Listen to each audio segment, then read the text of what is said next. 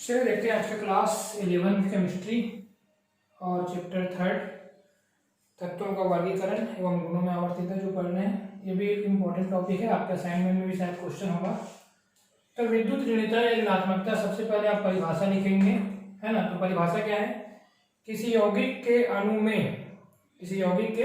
अणु में परमाणु द्वारा साझे के इलेक्ट्रॉन युग्म को अपनी ओर आकर्षित करने की प्रवृत्ति को विद्युत ऋणात्मकता कहते हैं। एक बार फिर से सुन लीजिएगा।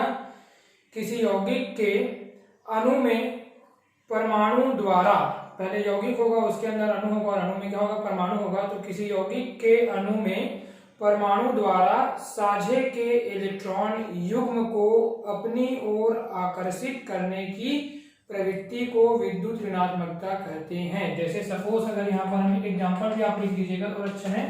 HCl लेते हैं या NaCl लेते हैं, तो इसमें साझे के इलेक्ट्रॉन युग्म को हाइड्रोजन की तुलना में कौन ज्यादा आकर्षित करता है? क्लोरीन, है ना। क्लोरीन क्या करता है? ज्यादा आकर्षित करता है इलेक्ट्रॉन को और ऋणात्मक हो जाता है ना। मतलब कोई परमाणु क्या करता है? साझे के, साझा हुआ यहाँ पे हाइड्रोजन और क्लोरीन के बीच साझा है, नाइट्रोजन और क्लोरीन के बीच क्या है? साझा है। तो साझा मतलब क्या होता है? उस इलेक्ट्रॉन को दोनों आपस में बांटे रहते हैं, दोनों का अष्टक पूर्ण होता है ना।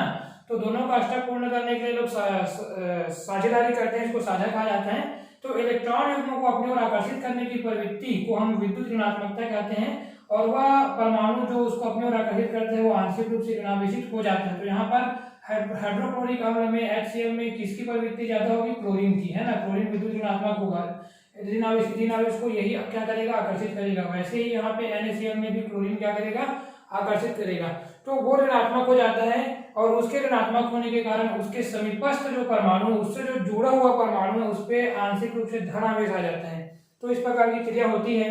तो परिभाषा आप लोग वही लिखिएगा, है ना, कि किसी यौगिक के अणु में, है ना, किसी यौगिक के अणु में परमाणु द्वारा साझे के इलेक्ट्रॉन युग्म को अपनी ओर आकर्षित करने की प्रवृत्ति को विद्युत ऋणात्मकता या विद्युत ऋणता कहते हैं।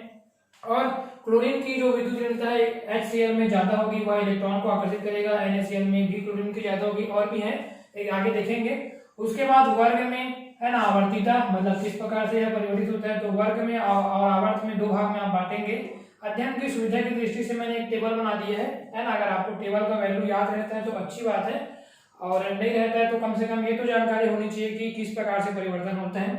तो वर्ग में हम क्या करते हैं? बाएं से दाएं चलते हैं। तो वर्ग में बाएं से दाएं जाने पर, है ना, और आवर्त में ऊपर से नीचे आने पर, तो वर्ग में बाएं से दाएं जाने पर जो विद्युत ऋणता का मान क्या हो रहा है यहाँ पे आप देख रहे हैं, है ना। देखिए पहले इसका वैल्यू कितना है? लिथियम का 1 है ना। बेरिलियम के विद्युत ऋणता का मान, है ना, ये तत्व है और ये विद्युत ऋणता का मान है ना, विद्युत ऋणता का मान है।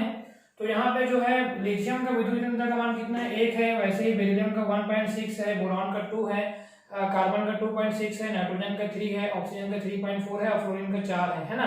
तो बाएं से दाएं जाने पर विद्युत ऋणता का मान क्रमशः बढ़ता है। फ्लोरीन का सर्वाधिक होता है 4, है ना, पूरे आवर्त सारणी में। इधर आपको दिख रहा होगा 4। और ऊपर से नीचे जाने पर, है ना, ऊपर से नीचे जाने पर वर्ग में, वर्ग, है ना, यहाँ पे थोड़ा सा मिस्टेक हो गया है, यहाँ पे आप सुधार कीजिएगा। ये आवर्त में है ना,